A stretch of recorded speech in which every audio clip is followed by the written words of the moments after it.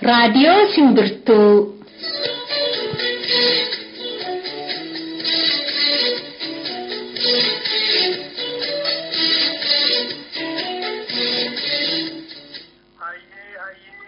Waaqa gurraacha, waaqa bokkuu sibiilaa, waaqa shanangataa, waaqa sagaltaman garbaa, waaqa dargan booranaa, waaqa ciicoo gurraattii, waaqa siiqqaayyoo, barri nagaa ta'u, bariin nagaa ta'u, galgalli nagaa ta'u, ganamni nagaa ta'u, handuula mirgaa naa galu.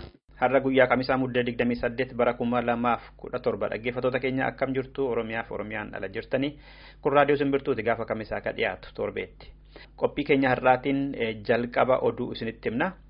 Oduu ta'anii immoo sirba tokko sin dhageessifnee gara qophii imalaatti dabarra. Qophiin imalaa keenya har'aa kan inni xiyyeeffatu itti aanaa muummicha ministeeraa fi dura taa'aan dhaaba adda bilisummaa uummata Tigraay ka ta'an Dr. Dabratsiyoon Gabra Mikaa'el olaantummaa adda bilisummaa uummata Tigraay fi olaantummaan namoota Tigraay hin jiru Itoophiyaa keessa isa isaan jedhan irratti Finfinnee keessatti qofaa olaantummaan jiramoo hin jiru kan jedhu ogeessa tokko waliin mari'anna. Hanga xumuraatti waliin turaan affeerraa keenyadha amma oduu isinitti hima.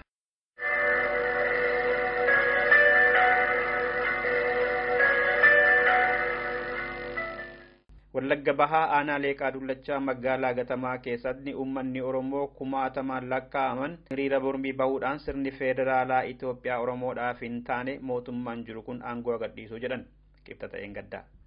Oromiyaan ofaa bulchitu jechuudhaan akka achitti ganama sa'aatii 3 hanga waaree booda sa'a 8tti hiriira kan bahan Oromoonni aanicha keessaa xiqqaa guddaan rakkoo sirni mootummaa Itoophiyaa amma Oromoorraan gaheera jedhan tokko tokkoon kaasaa turani.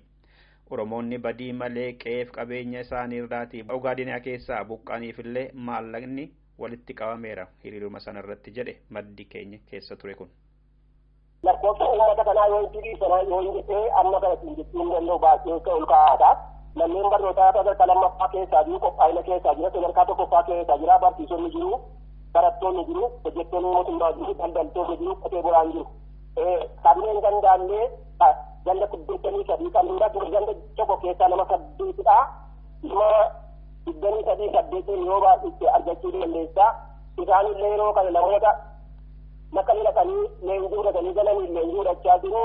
Isaanillee leenjii kanattisanii kiriis ba'anii turan jechuudha. Kaabinoonni ganda 23 irratti hirmaataniiru.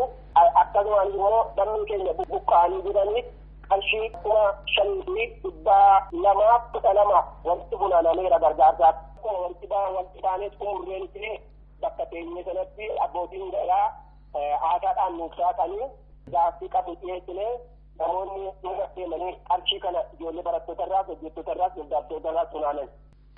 Olaantummaa adda bilisummaa uummata Tigraay hin feenu Dr. Mararaa fi obbo Baqqalaa Garbaa dabalatee Oromoonni manidhaa keessa jiran hundi isaanii haa hiikamanii sirni kun nu gaheera saamichi Oromoo haa dhaabbatu kanaaf gaaffii biroo kan kaasaniif bulchaan aanaa Leeqaa Dullachaa obbo Amda Mikaa'el Jaalataa deebii kennaniiru jedhe maddi keenya.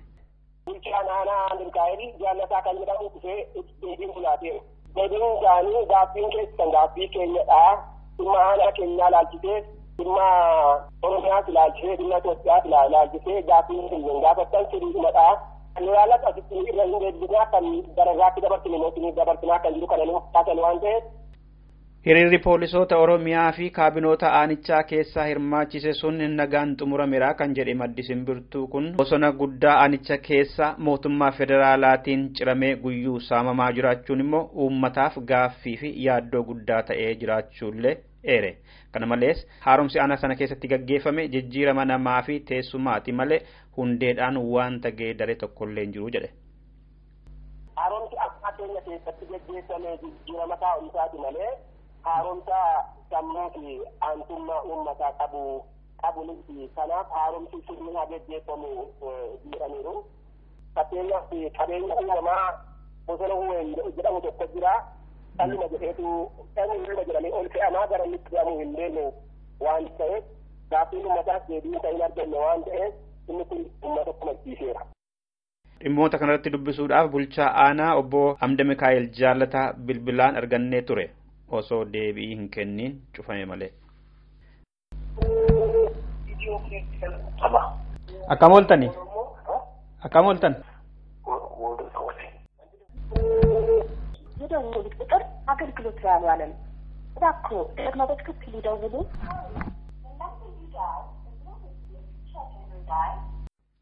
Pirezidaantii Oromiyaa obbo Lammaa Magarsaa Afyaa'ii Caffee Itoophiyaa obbo Baaduulaa Gammadaa obbo Addisuu Araggaa fi Dr. Abiy Ahmed ragaa ittisaa obbo Baqqalaa Garbaa faaf dhiyaachuudhaaf manni murtii yeroo biraa nuuf haa kennu jedhamee gaafatame.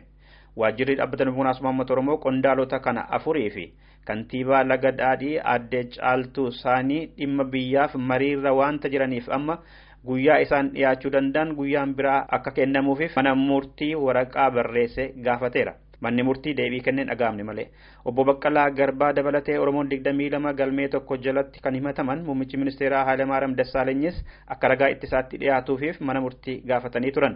Waajjirri muummicha ministeeraa garuu hojiin wanta itti danatuuf irratti argamuu hin danda'an jedhee dhaddacha sana irratti beeksiseera. Obbo Baqqalaa Garbaa immoo wayituma sana ajajaa mana murtii waan didaniif obbo Hayilamaariyaam Dassaaleny poolisiitiin qabamanii akka dhiyaatan dhaddacha sana irratti yaada dhiyeeffataniiru jedhame. Adda Bilisummaa Uummata Tigraay humni tikaa Itoophiyaa fi pirezidaantiin naannoo Sumaalee Itoophiyaa keessa qondaalota Oromiyaa himachiisuuf duula jalqabani. Waaltaa Information Radio Faanaa Aigaa Foorumii fi TVEN jedhamuu fi kan birootarraa gaazexeessitoonni walitti qabamanii Geetaachoo Asaffaa fi Abdii Ileetiin gara Ogaadeniyaatti ergamanii dokumentari hojjetanii deebi'aniiru. Duula sabaa himaaleetiin qondaalota dhaabbata Dimokiraasummaa Uummata Oromoo irratti eegalame kana akka waan ajaja isaaniitiin Sumaalonni ajjeefamanii fi qeerraa buqqifamaniitti sagaleedhaan waraabame darbuu jalqabeera. Hojii kanaaf Ameerikaa irraatii namni marsariitii Aigaa Forum jedhamurraa deeme sagalee Sumaalotaaf kan jedhe waraabee gadhiisuu eegaleera. Qondaalota Oromiyaatu akka Sumaalota ajjeesisiisee fi qeerraa buqqisiise kan isaan dubbatanidha jedhee sagalee dhageessuu jalqabeera. Kana malees qondaalonni Oromoo maqaa dheeruudhaan aangoo gadhiisanii fi akka himatamanillee sagalee namootaa dhageessiseera. Garuu Calanqoottis ta'e Daaroo Labuutti Baalee Gujii fi Boorana irratti kan Oromoon dhuman gaazexeessitoonni kun ximxis hin jenne dokumentari qopheessaa jiran kana keessatti. Yuunivarsiitiilee Itoophiyaa 19 keessatti ammas barumsi kennamaa hin jiru jedhame harki caalaan isaanii immoo kan Oromiyaa keessaati. Dirree Dawaa, Amboo, Adaamaa fi Wallaga keessatti erga addaan citee deebi'ee hin eegalle barumsi. Barattoonni gaaffiin keenya gurra dhabee jechuudhaan qeetti erga galanii bubbulaniiru. Ministeerri barnootaa televezyiinii fi qondaalonni yuunivarsiitiilee barumsi eegaleera haa jedhani malee maddeen keessaa immoo kun sobadhaa jechaa jiru. Yuunivarsiitii Mattuu, Yuunivarsiitii Jimmaa, Bulee Horaa, Waldiyaa, Addagaraat, Baardaarii fi bakkoota birootti barumsi baratamaa jira jechisiisuu sadarkaa hin danda'amnerra gaheeraa jedha oduun nu gahe. Gaaffiin Oromiyaa keessaa amma gara mootummaan kun aangoo haa gadhiisu jedhutti ol guddataa jira. Hidhaa laga mormoriin sababeeffatee atakaroo Itoophiyaa fi Gibxii jidduu jiru dhaabbanni baankii addunyaa akka jidduu seenu jechuudhaan Ijipti gaafatte. Sudaan dabalatee mariidhaaf qondaalonni biyyoota sadanii qibxata darbee Finfinneetti yeroo wal argan ministiriin haajaa alaa Ijiptii Saamii Shukrii dubbii kana jaarsummaan baankii addunyaatiin hiikamuu feesisaa jedhan. Gilni isaanii kan Itoophiyaa obbo Warqinee Gabayyoo yaada Ijiptiin amma dhiyeessite tarii ilaalamuu danda'a ta'aa jedhani. Hanga ammaatti biyyoonni lamaan waan hidhaa sanarratti otoo waliin galiin jiru. Ijipti dubbiin bishaan Abbayyaa dubbii jiraachuu fi dhumuu uummata kootii jetti. Itoophiyaan immoo mirgan dinagdeetiin badhaadhuun qabaa jettee falmatti. Hidhaan sun amma harka 60 gaheeraa jedhu qondaalonni Itoophiyaa. Dhumarratti baqattoonni Sudaan kibbaa 8 Gaambeellaa keessatti dilbata darbe ajjeefamani. Mooraa Diimaa Zoonii Baa jedhamutti itti gaafatamaa ka ta'an obbo Andiriw Kaakaa wabeeffatee raadiyoon Tamazuucha akka jedhetti dubartoonni 3 daa'imman 4 fi manguddoon ganna 61 namoota qawwee hidhatanii mooricha seenan 3tiin ajjeefamani. Warri du'an martinuu saba Muurillee keessaa Sudaan kibbaarraa baqatanii gara Gaambeellaa kan dhaqan turani.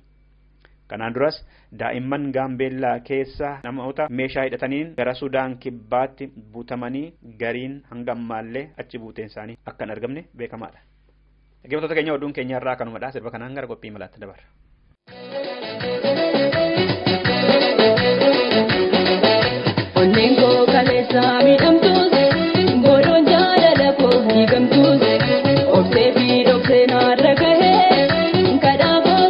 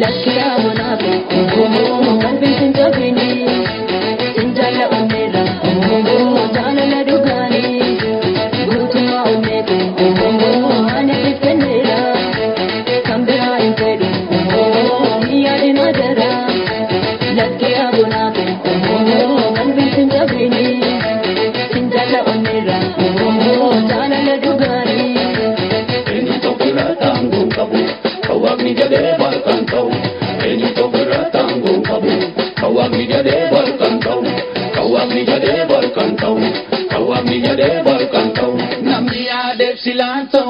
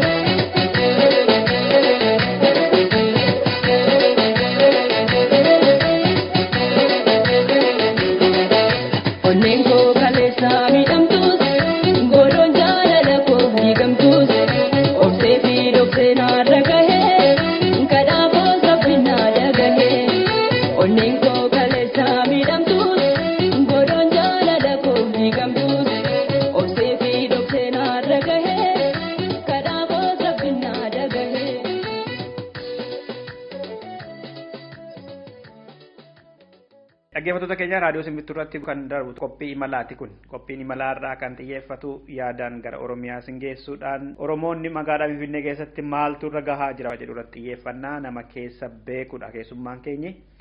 Keessummaa keenya eenyu akka jedhamanii fi maal akka hojjetaa turan isaanumarraa dhageenyaaf. Baga nagaan dhuftan keessummaa keenya fayyaa ta'a mee uf ibsa. Isinis baga nagaan nu eegdanii maqaan koo Tashoomaa jedhama.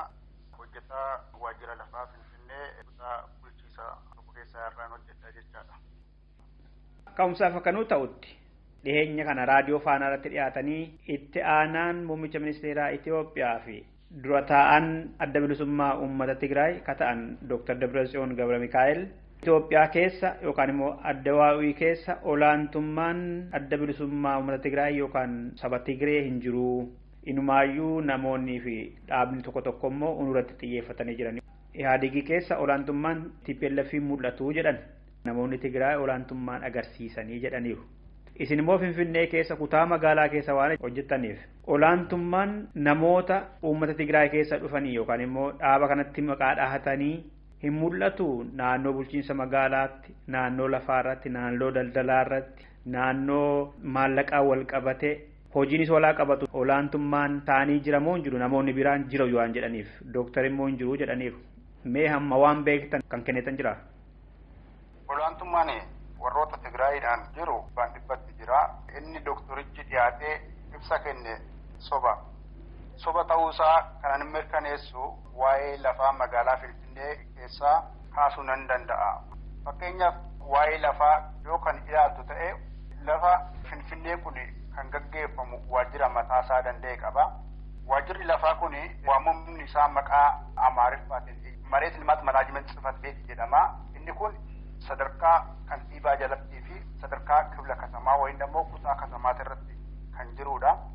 Katamaa Mareet Limaat Manaajiment jalatti kan jiran immoo waajjiroonni karaa shanii jiru.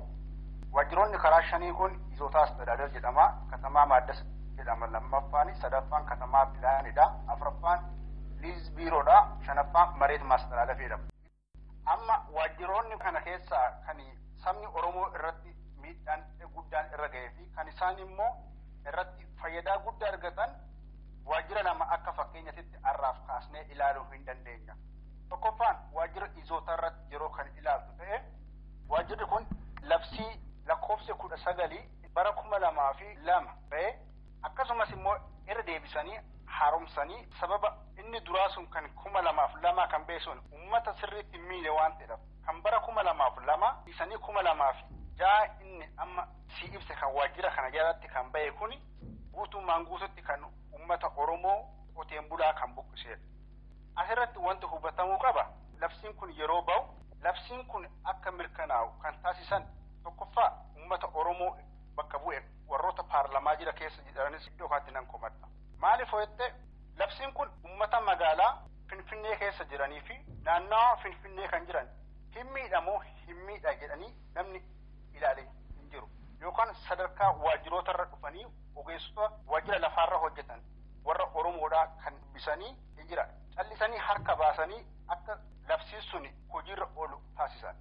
Waajjira izootaa kana jalatti qote bulaan buqqa'ee jira. Mee isatti deebina obbo Tashooma waa'ee lafaa fi lafa buqqisuu irratti walitti deebina gaaffii qabna gara boodaatti. Olaantummaan namoota Tigraay hin jiru jedhanii Dabratsiyoon jira jettan isin immoo mee jiraachuusaaf ragaa dhiyeessaa. Jiraachuusaa tokkoffaa karaa qacarriitiinis agarsiisuu hin dandeenya. Fakkeenyaaf waajjira kamitti nama meeqatu maal ta'eef akka fakkeenyaatti dhiyeessaa meesa. Seektara hundumarrattu iyyuu seektara lafaa jedhii nagdina industirii jedhii seektarri hunduma jala irratti iyyuu olaantummaan isaanii jira jechuudha. Olaantummaan isaanii jira. Amma fakkeenyaaf waajjira lafaa jala karaa waajjira 5tu jira sin jedhee jira. 75 qacarrii ijoollee Tigraayti warra yuunivarsiitii irraa eebbifamanii ba'anii dhufanii qacaraman. Oromoon agartu Oromoo hoo yoo agarte parsentii. Mee fakkeenyaaf kutaa magaalaa isin keessa hojjetaa turtan keessatti amma meeqa namoonni Tigraay jiran dhimma lafaa laal. Karaa nama 80 hin taana 80 keessa 60 hamma 65 isaan. Akka yuunivarsiitii irraa eebbifamanii isaanii kan hojii argatu. Kan saba biraa yookaan immoo kan Oromootis hoo kan ilaaltu ta'e eebbifamee waggaa tokko waggaa lamatti fudhata hojii argachuudhaaf. Yeroo sana akka yuunivarsiitii irraa ba'ee hojiitti hin bobba'u, hojii hin qacaramu, hojii hin argatu. Kan isaanii akka inni ba'een ji'a tokko keessatti yookaan immoo torbee lama keessatti akka yuunivarsiitii irraa eebbifameen hojii argatu isaan. Beeksifni hin ba'u moo akkamitti qacaramu? Yoo beeksifni ba'a ta'e akkamitti isaan calalamanii darbu? Iddoo bulchiisa humna namaatti isaantu jira. Hin ilaalu bakka duwwaan hin jira. Ilaalanii yeroo yerootti baasanii beeksisa isaanii sana isaan karaa Tigraayitti ergu. Dhimma naannoo karaa Tigraayitti ergu. Bakka duwwaa hojiidhaa iddoo kanatti jijjiira jedhanii hin maxxansu. Karaa keessatiin kan isaan qacaraman. Akkamitti namichi sun akka qacaramee dhufe iyyuu hin beektu. Ramadamee kan sibira dhufeedha kanatti agartu. Amma akkasin jettanitti kutaa magaalaa isin hojjettan keessatti nama 80 jetoota jiran keessaa nama 65 dhalootaan Tigraayidha. Akkasii. 65 isaan. Amma Finfinneen kutaa magaalaa meeqa qabdi? Amma kutaa 10 qabdi. Akkas taanaan kutaa salgan kana keessatti isaanuma baay'ata jettanii yaaddu? Idduma kamiyyuu waajjira lafaa bichaa miti waajjira hundumaayyuu keessa isaanuu bichaadha. Amma waa'ee lafaa qofa irratti kutaa magaalaa 10 Finfinnee keessa jiran irratti yoo xiqqaate akkamasiin herregdanitti 600 hanga 650 akka ta'an lafa qofa irratti warra hojjetan dhaloota warra Tigraay ta'anii jechuudha akkamasiin yaadanitti. Dameewwan adda addaa immoo jiru sila. Mana gandaa argachuu fi lafa argachuu irratti olaantummaan jira yoo jiraate akka ragaatti mee hila. Waa'ee mana gandaatis hoo ta'e mana gandaatis kan argatu isaanuma. Tokkoffaa muudamaan dhufanii itti gaafatamtoota amma seektara sinjiroo kana irratti baay'inaan isaanii eeganii itti gaafatamaa ta'anii hojjetanii muudamaan fidu kan fidan immoo biyyuma isaaniitti irraa fidanii namicha muudamaan dhufe sanaaf faayidaan tokkoffaan isaan kennaniif mana kennaniif kondoominiyeemiin hojjetamaa fakkeenyaaf kondoominiyeemiin akka hojjetame ixaan namoota hundumaan qaqqabu warroota karaa muudamatti dhufaniif jedhamee muraasni ixaa keessa otoo hin galle hafa. Namoonni isaanii akka dhufaniin kondoominiyeemii kana kan carraa kan argatan isaadha. Oromoodhaaf otoo muudamaayyuu argatte sanuu muudama siif hin kennanii otoo muudamaayyuu argatte carraa manaa sanaas siif hin kennan. Kondoominiyeemii akka salphaatitti kan argatan isaanidha. Isa bichaayyuu miti faayidaa garaagaraatis hin argatu. Amma fakkeenyaaf mana gandaatis kan argatan isaanii mana gandaatis akkuma salphaatti argatu. Namni baay'een argatanii mana gandaatis akkuma kutaa itti lakatamaarra jiran waajjiroota aanarra kan jiran isaanuma mana gandaatis akkuma salphaatti argatu. Manuma gandaa sanuu maqaa isaanii dhuunfatti yeroo isaan naanneffatan faallee agarta. Hin danda'ama mana gandaa kan mootummaa miti namni tokko mana gandaa fudhatee pilaanii yookaan kaartaa itti baafatee kan dhuunfaa taasifachuu hin danda'ama amma. Hin danda'amu garuu isaan ragaa balleessanii jiru. Ragaa gandarraa balleessanii jiru. Lakatamarras kan gandaa waa'ee gandaa ibsu balleessanii jiru. Kanaaf ragaa balleessaniiti isaan kan maqaa bira isaaniitti naannessan. Egaa dokumentii balleessanii dokumentiitu jira. Dokumentiin aanarra hin jira. Lakatamarra hin jira. Isa kana irra balleessaniiru. Wanti hin badin maaltu ture lakatamarra sarverii kompiitara keessa kan jirutu jira. CIS 8 jedhama. Koodiidha kan amma lakkoofsa 8 jedhu kun koodiidha kan kompiitarii keessa kan nama dhuunfatii fi kan mana gandaa kan galmaa'ee jirudha. Isa immoo maalinni jijjiirratanii jiru. Maqaa isuma katamaa kan maqaa gandaatiin galmaa'e sanillee karaa maqaa dhuunfaa isaaniitti jijjiirrataniiru. Maaliif? Dookumentii balleessaniiru. Bakka dookumentii balleessanitti immoo seerichi amma sin jedhu kun immoo akka isaanii kennamu taasisa. Bifa isaaniitiin hedduun manni gandaa karaa maqaa isaaniitti jijjiiramee jira. Warri mana gandaa keessa turan akkam ta'ani? Moo manni gandaa Finfinnee keessa duwwaan ture? Kanaan dura humnaan baafataniiru namoota keessaa karaa adda addaatiin humnaan keessaa baasaniiru. Lammaffaa iddoon kun immoo ijaarsa bifa kanaatiin barbaadama. Iddoo kana misoomaaf jechuudha. Sobanii iddoo sanaa kaasaniiti kan isaan kana godhan. Kan ofii isaaniitti qabatan tooftaadhaan itti deemanii tooftaadhaan si kaasu. Iddoo kana daandii tasiin baa jedhu. Iddoo kana fooqii akkanaatti ijaarama. Iddoo kana gadhiisisaa nuun jedhanii jiru. Uummata iddoo kanaa jedhanii bifa saniitiin baasanii ofii isaaniitti liqeeffachuu irrattoo daldala keessattoo namoonni daldala irratti bobba'anii jiran Finfinnee keessatti harka caalaan yookaan baankii irraa liqii argachuu irrattoo naannoo sana irrattoo kan mul'atu jira olaantummaan isaanii. Amma kifla katamaa kurnanuu otoo deemtee galmee waajjira lafaa agarte tokkoon isaanii mana 10,000 yookaan mana 30,050 hin baasne mana sanitti isaan miliyoona 60 miliyoona 70 itti fudhatan. Maallaqa liqiidha maqaa sanaatiin qabsiisanii. Liqiidha isaan kan itti fudhatan. Oromoodhaaf nama arshii gaarii argate hin agarre magaala sana keessatti. Isaan garuu yoo barbaadan mana tokko irratti baankii 2 baankii 3 irraa fudhatan. Kan isaan fudhatan immoo miliyoona 80 miliyoona 90 miliyoona 60 baankii tokko irraa. Manuma sanatti dabalamee immoo fakkeenyaaf Awwaash baankii miliyoona 60 hoo kenneef Nib Intarnaashinaal deemanii immoo miliyoona 40 fudhatu. Manuma tokkicha irratti akkas godhanii fudhatan. Wanni qabamu hin jiru yoo takka baankii tokko irraa liqeeffatte baankii biras deemtee manuma sanaan liqeeffachuu hin danda'ama waan siistema keessa kaa'amu hin jiru.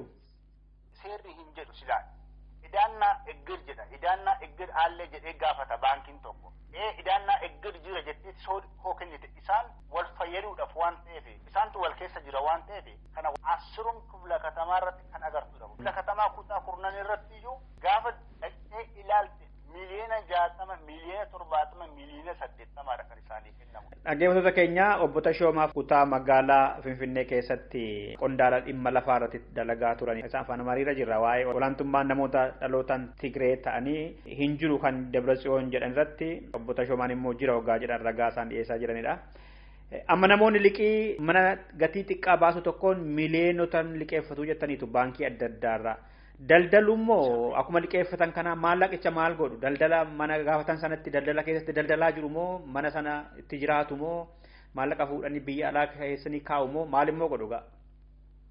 Qarshii miliyoona kana fudhatan kana immoo mallisoo maalmaati inni jedhamee uummanni Oromoo kutaa amma fakkeenyaaf Araadarraa, Gullallee kifla katamaarraa, Addis kifla katamaarraa, Cirqoos kifla katamaarraa mallisoo maalmaati sababa jedhaniin iddoo kana uummata buqqisanii jiran.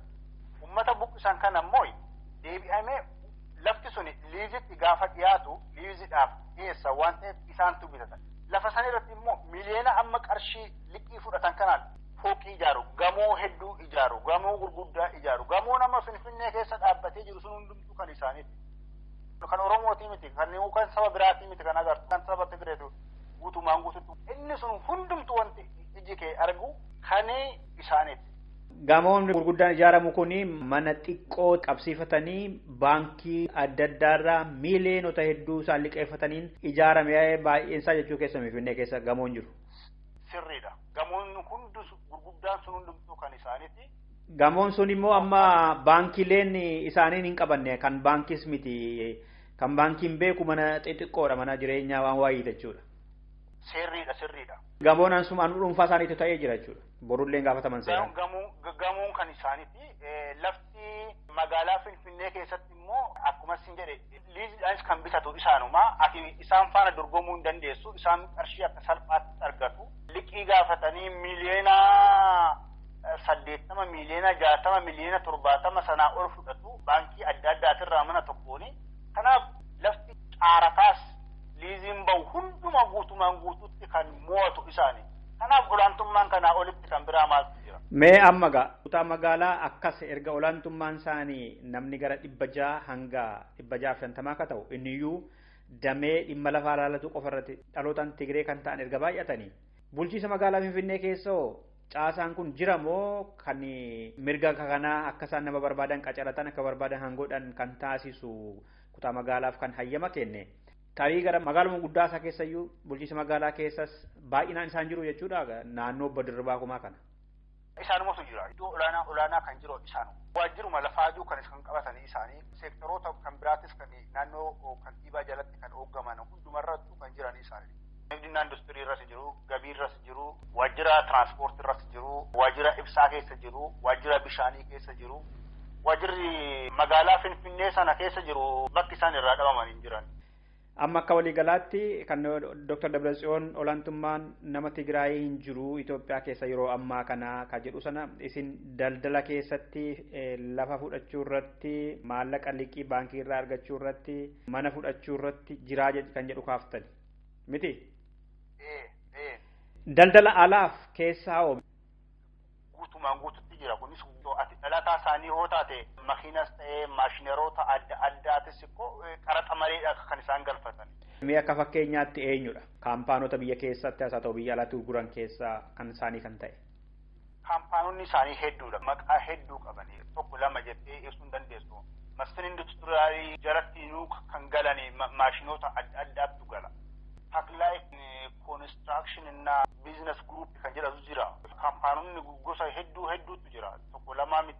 Wantumti maqaa isaaniitiin galmaa'e kaampaanonni hundumtuu qaraxa malee galchu. Akka barbaadanitti baasu, akka barbaadanitti galchu. Makiinonni, maashinoonni hedduudha kan isaan galchan. Amma fakkeenyaaf kan lafa qotuu, doozarii hin galchu, iskaaniyaa makiinaa hin galchu, tasaabii hedduu hin. Kaffallee galchinee jedhanu, qaraxa kaffallee galchinee jedhanu ragaan jiru jira soba ta'uusaa. Isaan akkamitti fayyadamanii irra caalmaa immoo konkolaataa tokkotti yoo caarataa tokko galchan yookaan lama yookaan sadi immoo otoo kaffaltiitti hin kaffalle. Lammaffaa immoo mootummaa isaaniitiin fayyadamu. Tigraay Beeraayi Kililaayii Mangisti jedhanii galchu. Irra caalmaa kan isaan immoo karaa mootummaatiin kan isaan galchan immoo yookaan immoo karaa dhuunfaatti kan jijjiiratan maqaa mootummaa isaaniitiin. Tigraay Kililaayii Mangisti የሚውል እቃ ለህዝብ የሚውል ጀኒ ከንሳን ቢፈሳኒትን ገልጸ dhaggeeffattoota keenya obbo Tashoomaadha maqaa abbaa kiyyaanaa dhoksaa waan jedhanii maqaa isaaniin kaafnu bulchiisa magaalaa Finfinnee keessatti dhimma lafaa irratti qondaala nama turanidha kan waliin mari'achaa jirru olaantummaan namoota Tigraay Finfinnee keessa qofaatti illee hedduu jira jettaniittu yoggaa isaan dameewwan hundumaa irratti akkas olaantummaa qabatanii waan fedhe godhan kantiibaa inni jedhamu bulchaan magaalaa hanga yoonaatti obbo Arkabee Altakkaa ta'aniiru malee baay'een isaanii Oromoota kantiibaa magaalaa Finfinnee kan turanii fi kan jiran hanga ammaatti jechuudha erga mootummaan kun seenee. Arkabeedhaas keessatti kantiiboonni lamaan walitti aananii kan qabatanii jiran kantiibootuma uummata Oromoo bakka bu'anidha. Obbo Kumaa Dammaqsaa fi obbo Dirribaa Kumaati. Isaan dhimma waa'uma kanaayyuu namni yeroo itti kaase deebi'uu siif hin deebisanii hin jaalatanii gaafii akkasiitis. Maaliif hin jaalatanii? Tolee itti adeeman jedhanii hayyama kennuudha moo faayidaa irraa hidhannaa qabu moo sodaataniitu moo maaliif? Tokkoffaa sodaadha. Sodaa qabu. Kantiiboonni kun Oromoo bakka bu'aniiti iddoo sana taa'an waan ta'eef yeroo tokko tokko immoo hojjettootuma Oromoo ilaallatan yeroo itti dubbisantu ture. Si'a tokko sektoroota adda addaa warri hojjetan barsiistota hunduma dabalatanii kantiibaa kana yeroo dubbatanitti gaafiin ka'eef gaafuma amma kaasnu kana maaliif walqixxummaan maaliif dhabamaa isaan mana akka salphaatti argatu nuti mana argachaa hin jirru nuti waggaa 15 waggaa 20 waggaa 30 as teenye arras manuma kiraa keessa jirra isaan arra koo dhufanii qacaraman yookaan osoo hojiirra hin turin akka salphaatti argatanii nuti dhalataan Oromoodha kan iddoo kana jirru faayidaa magaalaa kanarraa dhabnee jirra jedhanii yeroo gaafii hedduu yeroo gaafatanitti dhimmi kun dhimma kan keessaan bichaa miti wanti akkasii wanti raawwatamaa jiru hin jiru isaaniif haala inni kun sirrii miti yaadni isin kaastanii wanta akkasii hin jiru jedheetti yaada bulookii harkatti godha. Sirumaayyuu si'a tokkodha kan gaafiin hamaan ka'ee fi sanaa asitti bakka Oromumaayyuu dubbisuu kan hin barbaanne amma gonkuma dhiyaatanii fuula Oromoo ijoollee Oromoo waajjira hedduu jala hojjetan walitti qabaniyyuu haasofsiisuun hin jiru. Bara obbo Kumaa moo obbo Dirribaati egaa kuni? Isaan lachuu sanuma. Kana dhaggeeffattoonni keenya kana maal jedhanii haa qabatanii amma maaliif to'achuu dadhabani kan jedhu kana sababa isaa maal jennu? sodaadha. Maaliif sodaatu? Tokkoffaa iddoo sanaa ka'uu. Lammaffaa immoo iddoo sanitti fayyadaan isaan argatan jiru. Mindaan isaanii olaanaa fayyadaa adda addaattis immoo hin argatu. Sunis immoo irraa hafa waan ta'eef isaan bakka bu'anii uummata Oromoo dubbachuurra jaraaf dubbatan.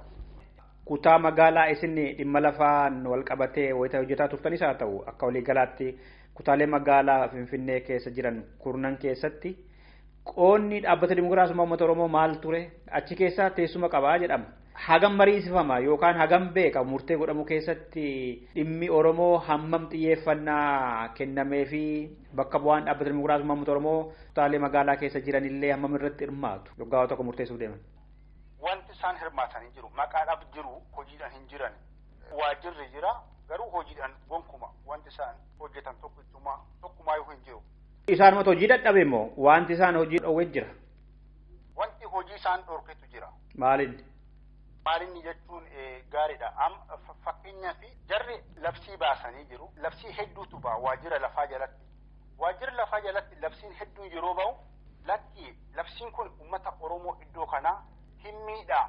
Uummata Oromoo aadaa isaa balleessa. Afaan isaa balleessa.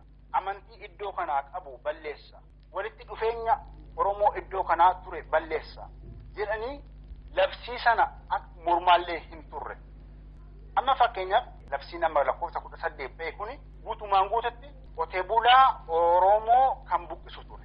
Qotee bulaa Oromoo yeroo buqqisutti qotee bulaan hedduun karaa mootummaa naannoo Oromiyaa deemanii bara sirna Hayila Sillaasee irraa kaasee hamma sirna kanaatitti nutuu gibira mootummaa naannoo Oromiyaatiif kaffalla. Lafa kanarraa akkamittiin buqqaana gaafa jedhanii naannoo mootummaa Oromiyaatti deemanii iyyatanii mootummaan Oromiyaa immoo lakka anuu hin beeku jedhu. Gama kantiibaa dhufanii yeroo qotee bulaan kun yeroo isaan Finfinnee jalatti miti kan nuti bullu gibiras kan kaffallu mootummaa naannoo Oromiyaatti. Kanaaf akkamitti lafa kanarraa buqqaana jedhanii yeroo kantiibatti siyyatan kantiibaan bayinaa keessa fudhadhaatoo lafa gallakkisaadha. Firumaayyuu paarlamaa irratti lakkoofsa 18 siin jedhu kana mirkaneessanii har'a qotee bulaan iddoo sanaaf faca'aa jira. Amma fakkeenya fassifudha. Aqaaqii Qaallittii Kibla Katamaa fudhadhu. Aqaaqii Qaallittii Kibla Katamaa manni sirreessaa Qilinxoo kan jedhamu jira. Mana sirreessaa Qilinxoo irra dabartee aanaa 16, aanaa 17, 18, 19, 20. Inni kun mandarri irra hin jiru kiiloomeetirii kara 25 hamma 30 hin ta'a. Kiiloomeetiriin 25 haga 30 kun hundumtu qotee bulaan irraa ka'ee akka qotee bulaan illee falmachaa mana isaa yookaan hojii isaa akka hin hojjenne dhagaa iddoo adda addaati irratti jalaa buusanii jiran. Deebisanii dallaa irratti ijaaranii jiran. Mootummaan naannoo Oromiyaa dhaqee qotee bulaa sana hubachuu hin danda'e. Jarri waan lama qabatanii kan socho'an. Tokko daangaa babal'isu, lama dhimma pilaanitiin waliin qabatan. Pilaaniin hodidde daangaa bal'ifanna kan jedhu. Daangaa bal'ifatanii eessa deemanii jiran. Kan si dhibu keessaa kan mataa nama dhukkubsu keessaa qotee bulaan gaaf tokko gabbayee kadhatee hin beekne qabeenya isaatirraa buqqa'ee qabeenya isaa gadhiisee waardiyaa galeera. Niitiin qotee bulaa ishiin kabaja qabdu suni har'a biddeena namaatii fi ittoo namaa hojjetti. Intalli qotee bulaa kabajamtuun yuunivarsiitii galtee barattee hojii qabachuu kan dandeessu sababa barachuu dadhabdeen ittoo fi biddeena namaa maraa hojjette. Abbaan qotee bulaan kabajamaa Oromoo gaaf tokko kadhatee hin beeku. Oromoo kasiluu keessa isa dhugaa sitti hima. Wanta itti dabalu hin jiru soba. Qotee bulaan har'a maayinni waardiyaa galee jira. Qabeenya isaatirraa buqqa'ee jechaadha. Yeroo hedduu nutu gaafii kaasaa turre jira. Karraa arganneen. Rakkoon kun maaliif hin hiikkanne? Daangaan Oromiyaadha iddoo kana. Daangaan Finfinnee iddoo kana jedhamee bu'uurri maaliif hin godhamne hojjette? Kun ilaalcha akkamiiti siin jedhu. Amma siin jedhu kun fakkeenya gamasii tasiitti ibse malee kallattii hundumaanuu daangaan bal'ifameera. Daangaan bal'ifame kun mandarri irra hin jiru. Amma fakkeenyaaf aanaan 19 mandarri irra hin jiru siin jedheera. Kan Aqaaqii Qaallittii Kibla Katamaa jala jiru. Aanaan 17 mandarri irra hin jiru. Kanatti taappeellaan kan aanaa ibsutu jedhu. Otoo ilaalte ko mojoodha Dabra Zayitii jidduu sana xiqqaatinna fageenyi bittaan guddaa qotee bulaan buqqee jira. Dur qotee bulaan achirratti xaafii facaafata, qamadii oomishata. Kan mataa si dhukkubsu keessaa maalni qotee bulaan dur akkasitti kabajamee jiru suni waardiyaa ta'u. Niitiin qotee bulaa kabajamtuu suni of jiraachuu dhabdee mana namaa ittoo fi uffata namaa miicuu. Intalti qotee bulaa kabajamtuun barattee silaa iddoo olaanaa geessu barachuu dhabuudha. Kooni ko daa'imman ko Oromoon leestiroo xaragu argee hin beekun ture. Har'a qotee bulaa ijoollee qotee bulaati kan leestiroo xaragu. Barataniiti ijoolleen Oromoo kan of jiraachisan. Joon barannillee qotaniiti of jiraachisan. Ijoolleen Oromoo har'a leestirootti gad deebi'an. Ijoollee Oromooti har'a kan daandiirra dhaabbatanii karatan. Ijoollee Oromooti har'a asfaaltiirra kan bulan. Kan silbu keessaa yeroo baay'ee kaasas turre kan irraa arganneen. Akka saba biraatillee sila Gabreel sila Mikaa'el jedheellee kadhachuudhaaf yeroo maqaa waamee kadhachuu hin danda'u. Hin beeku itti qoblu. Sila Gabreel sila Mikaa'el sila Maaram jedhee midhagsee akka jarreen kaanillee kadhachuu hin danda'u. Uummata Oromoo san har'a iddoo sanaa buqqisaniiru. Uummanni Oromoo buqqee jechuun aadaan isaa buqqee jira. Afaan iddoo sanatti dubbatu buqqee jira. Walitti dhufeenyi Oromoo sana iddoo naannoo sana baay'atanii jiran bibittinnaanii jiru. Sababa mallisoo malmaatii jedhamanii buqqanii jiru. Bakka isaanii immoo eenyutu qabate gabaabsee hojjetimu. Finfinneen amma magaalaa ishii lammaffaa Maqaleedha jedhee yaadaan. Bakka amma Oromoon irraa buqqee kana hundumaayyuu isaantu qabate. Isaan Tigraayidhaa waamamanii dhufu moo Finfinnee keessa turan Tigiroonni amma baay'eedha kan jedhamu kun. Lafa liiziidhaaf ta'u, lafa investimentiidhaa ta'u, lafa hoteelaa ta'u, lafa riil isteetiidhaa ta'u, lafa hakkanaa qabna jedhaniit Addis Zaman gaazexaadhaan baasu. Arataadhaan liiziidhaan warri bitattan jedhaniit Addis Zaman gaazexaa fi televizyiinii isaatiin himatan. Egaa inni kun tooftaa isaaniiti. Maaliif namni isaan faana akka dorgomu hin jiru waan ta'eedhaaf. Isaanumatu dorgomaa, isaanumatu wal moo'ee, isaanumatu iddoo sana qabataa jechuudha. Araadaa kibla katamaarraas ta'e Addis kibla katamaa Cirqos irraa hoo nama tokko kaasa namticha sanaaf dursa kennamaa jedha. Garuu seera sanaanii miti kan inni hojjetu. Naannoo sanatti immoo fooqii sadarkaa isaa eeggatee waan ta'uuf ijaaramuu qabu gamoo guddaa waan ta'eef hiyyeessa yoo ta'e namni achirra ture immoo ijaarrachuu hin danda'u kanaaf dirqama gadhiisee deema jechuudha. Sirriidha ka sirriidha. Mee waa'ee hojjetootaatti deebina. Bulchiinsi magaalaa Finfinnee hoogganu waajjiroota adda addaa jiran kana keessatti Oromoon baay'inaan jiru yoo hin jiran ta'e maaliif hin qacaraman Oromoon achi keessatti? Iddoo kamittuu akkuma duratti sii ibse sana baay'inaan kan jiran isaanii. Lammaffaan immoo qacarriin illee hoo kan ba'u ta'e karaa keessatiin hin kuffisu. Innis dhiibbaa qaba. Beeksisni tokko bahee deemtee iddoo sanatti qacaramtu ulaagaa keessaa waraqaa eenyummaa gandarraa jedhama. Achirratti ati sabni kee hin ibsama. Saba Oromoo jedha, saba Tigree jedhama, saba Amaaraa jedhama, saba Guraagee jedhama, saba akkasitti si galmeessu. Hormaataaf akkasii dhiyeessan maal akka isaan ilaalan hin beektu. Amma fakkeenyaaf namni 60 yeroo kan galmaa'e ta'e dorgommiidhaaf maaliidhaan akka isaan kuffisan hin agartu. Waraqaan gandummaa sun rakkoo qabdi waan ta'eedhaaf, sabummaa ibsiti waan ta'eedhaaf. Ishii ilaalanii maaliidhaan akka ta'e hin beektu. Nama 60 keessaa si'a tokkoon nama 10tti gadi buusu yookaan gita hojii sarratti kan namni 2 namni 3 barbaadamu ta'e. Koreemtuu isaani. Koreen humna namaatirra hojjetu hundumtuu kan isaani. Kanaaf bifa isaaniitiin kuffisu. Kan na ajaa'ibsiisu achi keessatti maalinni zuur kan jedhamu zuuriidhaan namni tokko iddoo biraatirraa iddoo tokkotti kan dhufu yookaan immoo fakkeenyaaf Wallaggaarraa kara Finfinnee Arsiirraa kara Finfinnee Baalirraa kara Finfinnee zuur inni jedhamee kan Finfinnee galu gonkumaa ija kootiin argee hin beeku dhaga'ees hin beeku. Isaan garuu Tigraayirraa akka barbaadanitti kan zuuriin isaaniif raawwatamee dhufanii Finfinnee galu kan siduu keessaa. Kanaan olitti olaantummaan maaltu jira? Olaantummaan guddaa namtichi olaantummaan qabnu kan jedhu sobaadha. Lammaffaa immoo Oromoon immoo ati waggaa hedduu waggaa 10 hojjedhu waggaa 20 hojjedhu guddinni siif hin kennamu. Isaan ikkoo yuunivarsiitiidhaa eebbifamanii dhufanii ikkoo baatii jaamboodatti gaafatamaa ta'e ta'u. Muuxannoon ilaallamu isaan biratti qorannoo jedhanii qorannoo si qoratu si biisii kennu isaaniif ta'a namicha isantu ta'a. Dantaan Finfinnee Oromoodhaaf qabdu waggaa 26 booda hojiirra oolchina akka jedhu tokko sochiin bara darbe eegalee amma dhiyeenya kana torbee darbee koottaa irratti mari'adhaadhee affee biyyattii yookaan paarlamaatti waamee ture. Miseensonni qondaalonni dhaabbatanii muraasni uummata Oromoo immoo fi miseensonni caffee kata'an morman hafe walga'e dhimma Finfinnee irratti kan mari'atu sun. Mootummaan federaalaa waan kana maaliif dafee akka inni hojiirra oolu barbaade amma? Jarri waan lama qabataniis ka'an. Tokko daangaa babal'isuu, 2 dhimma maaster pilaanii. Deebii keetitti nan dhufa. Ani kanani komii irraa qabu, komii uummanni Oromootis qabu, komii miidhamtoonni Oromootis qabani. Daangaan Finfinnee fi Oromiyaa as jedhanii dhagaa kaa'urra maaltu isaan dhiisise? mootummaan naannoo Oromiyaa daangaa babal'ifamu kanarratti lakki Burraayyuunii fi Finfinneen iddoo kana, Sulultaa fi Finfinneen iddoo kana, Finfinnee fi Qaallittii Kifla Katamaanii fi karaa Sabbataatiin karaa hundumaanuu daangaan kana jedhanii dhaqanii maaliif kana gochuu dhaban? Kana kaafnee turre.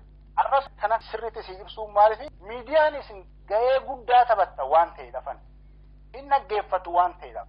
Isinis kana dhaggeeffatanii quuqama kana akka maaster pilaanii miti kan mataa si dhukkubsu garuu waa'ee daangaati. Magaalaan Finfinnee hamma Adaamaatti jala mureessitti citiin isaan qabanii socho'anii hamma Adaamaatti. Doktor Nagaasoo Gidaadhaa yeroo tokko waa'ee kanaa ibsee ture. Gaazexeessitoonni gaafatanii turan. Daangaan Oromiyaatii fi Finfinnee eessa jedhanii gaafa gaafatan waraqata irra hin teenye garuu akka yaadatitti hamma Adaamaatti jedhee yeroo inni deebisee ture. Isa kana anis guutumaan guututti mirkaneessa. Maaliif naan jedhe bara 2006 eerpoortiin intarnaashinaali mojo gochuudhaaf karoorfatanii jiran. Ogeessa biyya alaatirraa fidanii naannoo mojoo sana qote bulaa naannoo sanaa kaasanii eerpoortii intarnaashinaali kaa'uudhaaf bara 2006 qoratanii hundumaa xumuraniiru. Isaan hamma Adaamaatti kaayyoon isaanii. Kanaaf mootummaan naannoo Oromiyaa irratti dhiisee jira. Rafee jira. Waa'ee dantaa Oromiyaan Finfinnee irraa qabdi jedhamu sana waggaa 26 erga taa'anii booda amma maaf gadi qabatee ba'e mootummaan namoonni fi gareen adda addaa akka biraatti waan hiikaniif isin maal jettuudha? Ani akka namoonni ilaanitti miti kan ani ilaalu. Inni kun gonkumaayyuu faayidaan uummanni Oromoo Finfinnee irraa amma jiru kanaan wanta inni argatu hin jiru. Maaliif daandii moggaasuudha, waa'ee bishaanii kaasu, waa'ee ibsaa kaasu, waa'ee tiraanspoortii kaasu, waa'ee qarshii galii irraa argamuu kaasu. Kutaalee amma irraa buqqaa sana hoo fudhatte yoo ati daandii maqaa abbaa gadaa jettee ibsitee fi anaaf naaf fudhatamu. Maaliif naannoo sana Oromoon hin jiru kan jiru Tigiroota. Iddoo sana isaanuu qabataniiru seenanuu badee jira. Deebistee balbala Tigiroota irraa uummata Tigireedhaa iddoo sana qabatanirra dhaqxee daandii abbaa gadaa hoo jettee moggaastee fi bu'aan qabu. Ammas maalinni inni guutumaan guututti hafuu qaba. Fayyadaan uummanni Oromoo irraa argatu hin jiru. Fayyadaan uummanni Oromoo irraa argata jennee yoo kan hubannu yookaan ilaallu taane tokkoffaa lafa uummata Oromootiif qarshii miti, bishaanii miti, tiraanspoortii miti. Uummata Oromootiif jiraachuu fi jiraachuu dhabuun lafaadha. Uummanni Oromoo Finfinnee keessa yoo lafa argateedha. Uummanni Oromoo iddoo buqqeessanitti yoo deebi'eedha. Malee labsiin dantaa Oromiyaan Finfinnee irraa qabdu mariisisuun barbaachisaa mitiidha kan isin jettan. Barbaachisaa miti. Waa'ee fayyadamaa yoo kan haasnu ta'e yoo Oromoon iddoo sanitti deebi'ee qubateedha waa'ee fayyadamaa kan haasa'uu dandeenya. Kanarraan kan hafe bakka qote bulaan Oromoon irraa buqqeetti waa'ee fayyadamaa yoo kanaas ta'e jookidha. Kanaaf paarlamoottuu deebi'anii kana paarlamaadhaan mari'achuu osoo hin ta'in Oromoo faffaca'ee Oromoo mana ijaarrachuu dadhabee kondoneemii keessatti deebi'ee fayyadaan kan kee qarshiidha hoo jetteen bu'aan qabu. Kanaaf warri paarlamaadhaaf deebi'anii hin mari'achiisne hoo jedhan ofii isaaniitiif sirriitti itti dhagaamee ilaaluu qabu. Dhaggeeffattoota keenya qophii malaa irratti magaalaa Finfinnee keessaa bulchiinsa magaalaa tokko keessatti qondaala lafaa nama turanii obbo Tashooma nama jedhamanidha. Maqaa abbaa kiyyaa ammaaf haafu waan jedhaniif maqaa abbaa isaanii hin qabne. Guddaa galatooma obbo Tashooma yaada keessaniif haala yeroo irratti fayyaa ta'aa ulfaadha. Isinillee guddaa galata argaddaadha nagaa naa ta'a.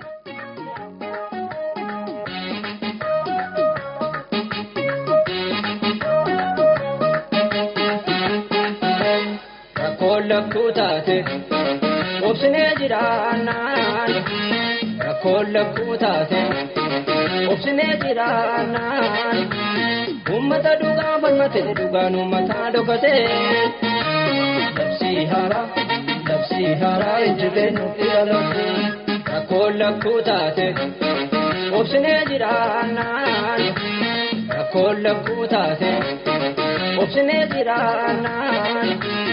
Ummata dhugaa falmate dhugaan uummataa dhokatee labsii haaraa hin jirre nuti dhalate usuma lammiin Oromoo rasaasa wareegamanii dubbii jaraaf labsii jaraaf yoomoo harkaan kenninu bunni mirga isaa falmate mirga banii bakkatee rakkatan malee namaa gamtu malee biyya ofirraan baqatu. Osuma hayyoon Oromoo hidhaadhaan daraarfamanii dubbii jaraaf labsii jaraaf yoomoo harkaan kenninu Nuwara lammiin guddicha akka malagaan nu bulchaan. Bullu dinne qoomoo keenya nu bulchaan.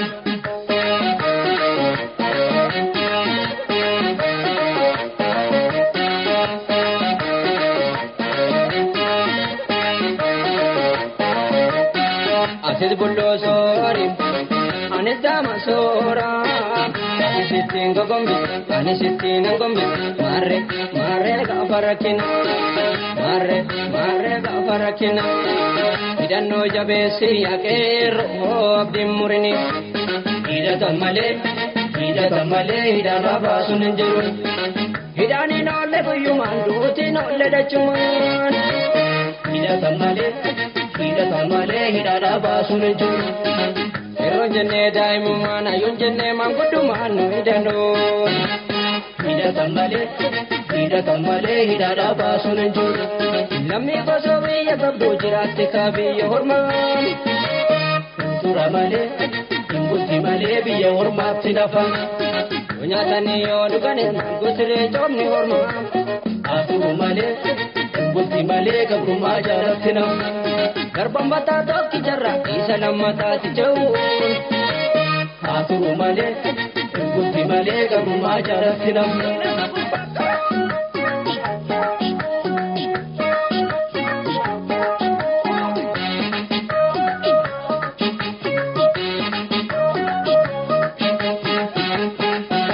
Dabee sana abdatiin inni deesee mana galaan. Yeroo maaloo gaafate. Natti naadamee isa cabsee diina lolaa. Yeroo maaloo gaafate. Yeroo nabdata kooshuma laandiina watana. Ishalee irraanee si tokkummaa kalagaa.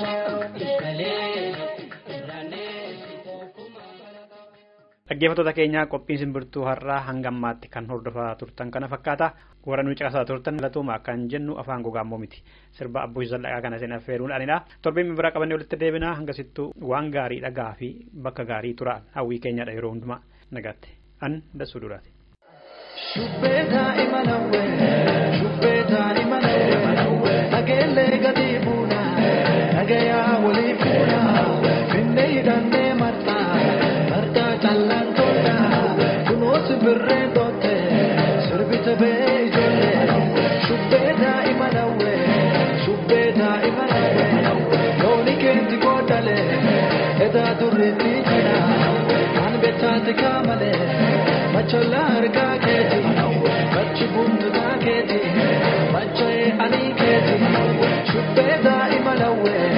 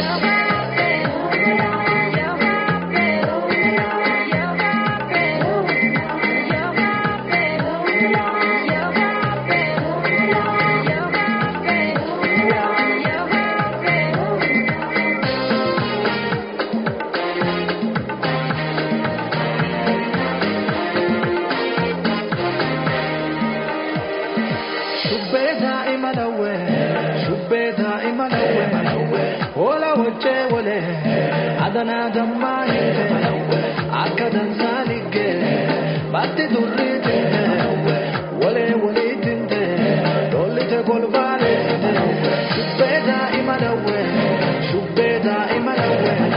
abayada tebeta ega gana kete kerrasu kite beta ilali ilaketa wa ilahi manu beta sodde malawwe